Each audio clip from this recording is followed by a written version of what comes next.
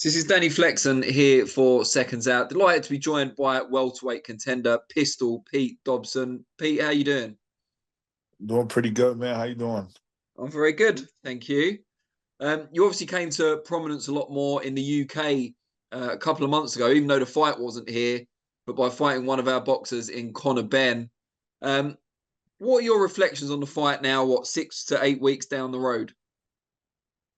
Um, I feel like I could have threw more punches.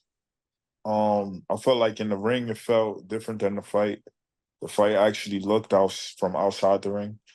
Like it looked like he was landing more than like he was during the fight. I felt like I was winning the rounds because I knew he was missing, and I could see how the judges would think he was landing because he was letting his hands go. Did anything he did in the ring surprise you at all? Obviously, you'd researched him a bit before the fight. Anything either in a good way or a bad way that wasn't what you expected? Um, in a good way, he had a good chin. I thought he didn't have a good chin. He had a good chin. His chin stood up, you know. So he surprised me with that. He got a bit of criticism after the fight for getting hit quite a lot, as you've alluded to there, but also the fight going the distance. He said he put the blame squarely on you. He said you were unwilling to engage. What do you make of those comments from him? I feel like he's delusional, and anybody who saw the fight saw I was standing right in the pocket with him. I moved a little bit, like in the first 3 rounds I was moving, but then from the fourth round on, I was standing in the pocket with him the whole fight. Yeah, the big question marks, I suppose, about Conor Benn, or the main things that the critics are saying, is that since the issues with VADA and so on, he hasn't shown much power. He's gone the distance a couple of times since he's been back. What did you make of it being in there with him trading punches? What did you make of his power? He has power, but at the same time, I could see all his punches. So like when you see all the punches coming at you, it's hard to get hurt from them. He loads up all his shots. He throws the same thing, the same combination every time. He throws the overhand right, left hook to the body. He doesn't switch it up. It's like I was saying leading up to the fight, like it's levels in boxing, and once you like get to the higher level, you got to know how to switch stuff up and know how to do new things. So I don't think it's like he doesn't have any power. I just think it was more I knew everything he was doing in the ring. And to my credit, I've never been hurt in a fight. I've never been dropped in sparring, nothing. And I sparred like the best fighters in the world, and so I got a great chin. So I feel like that's not fair for them to say because he didn't knock me out, he doesn't have power. I've never been knocked out. I've never been dropped, nothing. So it's like yeah, so he got to fight. If he fights somebody who doesn't have a chin and they stand up to his power, then they can say that. But I have like a good chin. How frustrating is it when you watch the fight back? Because as you said, he turned out to be quite predictable. You could see the shots coming. If you'd have thrown, and you said you regret not throwing more punches, do you think that fight was there to be won? Do you think it was there for the taking?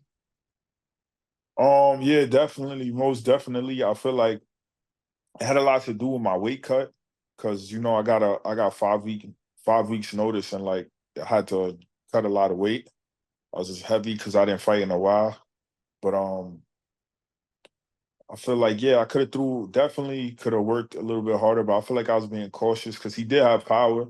So I didn't want to get too greedy and then get caught with something I don't see.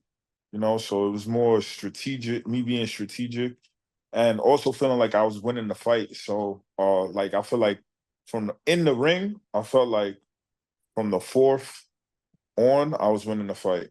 So but when I watched the tape, I could see how they have me losing those rounds. And you talked about the inactivity there and only having 5 weeks' notice. Is this one of those where, because you haven't been as active as you would like, you kind of had to take this fight, even though you only had 5 weeks' notice and maybe the weight wasn't ideal? Yeah, definitely. You have to like it's like I'm only getting older, and it's a short time period you could box. Can't box for your whole life, so it's like I got to take these opportunities when I get them. I wasn't getting any opportunities. Feel like even with this loss, it was a great opportunity, and I'm thankful to Eddie Hearns and Matchroom for giving me the opportunity. And with that in mind, having come in 5 weeks' notice, been inactive for what, over 18 months, I believe, when you went in February, do you take some positives out of it that you're able to take a hot contender, unbeaten, young, the distance, and you know, you had your moments in the fight? Yeah, most definitely. You know, I feel like now, since I made like a good purse for the fight, I've just been really focusing on boxing more. Like I haven't been you know, train because I usually train people. Like that's how I pay my bills. And now I'm like more focused on boxing. So now if I do get another call, I'll be more prepared for it. So like I think, yeah, it gave me more confidence that boxing, I gotta give this 150%, you know. And tell us a little bit about the reasons behind the inactivity you have experienced in the past. And do you think that will now change, having had that big opportunity? It seems like it's not really changing. A lot of it has to do with they say guys don't want to fight me. I don't know if that's true or not, but it has to be true because every time I get offered a fight, I say yes to it.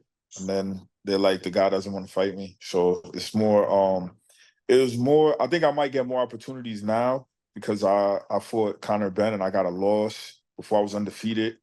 And people, like, I guess fans know who I am more before no one knew who I was. And if you watch me fight, you could tell that I'll be a tough fight. So guys are like, well, I'm gonna take this tough fight, and if I beat him, no one knows who he is, you know? So now I feel like with the Conor Benn fight, it should get me more fights. Well, yeah, fingers crossed. And just to touch on Conor Benn once again, having been in there with him, you've obviously seen him when you were preparing for the fight and other fights as well. How far do you think he can go? How do you think he compares to some of the other top contenders at 147? I don't think he could really go that far. He's really like when I say he's green, I'm not saying it just to say it. He's really green. Like he don't like I see all his punches. He does the same thing every time. A lot of it was landing on my shoulders and my gloves.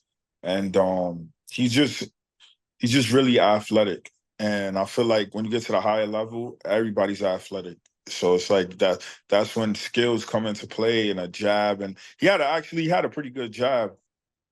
He got a pretty good jab, but it was like he was throwing at the same speed. Like he has no trickiness to him. Like he does the same thing over and over again. And I don't think he can go far with that in boxing. I mean, in the sport.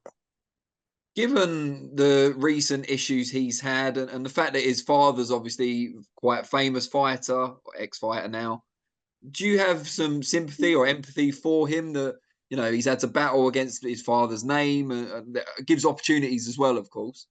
And now the more recent stuff with Varda and so on. You know, I wish him all the best, but like I feel like I don't really have sympathy for him because he did it to himself, I guess. Not I don't know about his father, but like his father should be motivation for him to be a better fighter. So like I don't really have sympathy for him.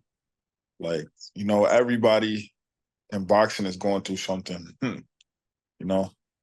What you said about his father being better motivation for him, what's your motivation? What do you do this for? My motor. I love boxing. I've been like I started boxing late, and I've always been good at it, and I just continue to keep getting better. So that's my motivation. I just keep getting better and better and better, like every day. You know, they say I'm old or whatever, but I feel like I'm better than I was 10 years ago. You know, so it's like, and yeah, I just love the sport of boxing. Like it gives me. I wake up every day. It gives me something to wake up every day for. It gives me purpose just to become a better fighter, a better person. I feel like in the future, like you know, I could change the world. Like I want to change like be a influential person in the world. And I feel like boxing will give me that position so where people will listen to me, you know? Oh, that's awesome. Have you got a family of your own yet? Have you got, you know, a significant other Yeah, and kids and yeah, stuff? I got a son. But when me and his mother aren't together anymore. But yeah, I got a son, but he doesn't know anything about boxing. I try to show him my fight when I fought Conor Benn. He's like, Dad, why you showing me this? Wow. So you're going to take a bit of convincing, I think. Yeah. Oh well, at least he knows that you're working hard and you've got a dream and you're motivated. You know, even if he's not interested in the boxing itself. hmm Definitely. That's what I like to. I like to take him with me to the gym, and so he can see how hard I train. He likes to box too, but he doesn't. I guess he doesn't like. He's still too young to understand. Like I'm fighting on TV and stuff. How old is he? He's 6. Oh yeah, yeah. He'll get there in time, I imagine. Yeah. Um, what would be the ideal next step for you? Like if you could choose or wave a magic wand, as the saying goes, who would you fight next? At what weight? What for? What would be the plan? Um. Well, my manager's telling me I really I want to get a promoter. So and I would most want to work with Eddie Hearns. But I work with anybody, so it's not really the fighters that I'm worried about. I'll fight anybody. It's more like getting the right situation, the right team behind me. Because I feel like my whole career, I've never really had that machine behind me to push me. I've been doing everything on my own. So I'll fight. I'll fight anybody. Of course, I want to fight for the belts. You know, like every boxer. That's every boxer's dream to become world champion. Have you spoken to Eddie since the fight with Conor Benn just to see if he wants to either sign you or bring you in for any of his other fighters as an opponent? I haven't spoken to Eddie, but I'm going to Richardson Hitchens fight, so hopefully I see him there and try to get him to sign me. Good stuff.